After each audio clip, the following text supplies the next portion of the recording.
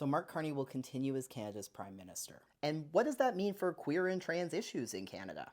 The Liberal Party leader, who stepped into the prime ministership less than 2 months ago following the resignation of Justin Trudeau, will form Canada's next government. Carney's Liberal Party won the most seats in this week's federal election, and he defeated his primary challenger Pierre Poilievre and his Conservative Party. There's another big narrative out of the election too, which is the collapse of more minor parties like the left-leaning NDP, who saw their representation in Parliament crash and burn. But what does Carney and the Liberals' win mean for LGBTQ2S+ issues in Canada?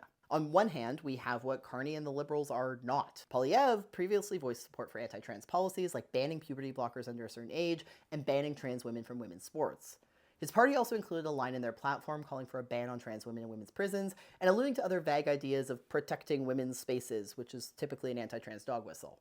And much of his campaign was focused on this idea of fighting wokeism, whatever that means. But that's not the guy who's going to lead Canada now. So what about the guy who is? Carney himself was not super vocal on the campaign trail on either side of LGBTQ2S+ issues.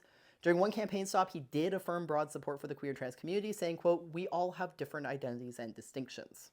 In the official Liberal Party platform, the party called for increases to funding for security at Pride events, making the 2S LGBTQI+ Community Capacity Fund permanent, and establishing a new in vitro fertilization program that would provide up to $20,000 for a single standard cycle of IVF, which is a big boost to many queer parents who rely on IVF to have kids. His party also pledged to provide additional funding for the LGBTQI+ International Assistance Program, which aims to support queer and trans people facing persecution abroad.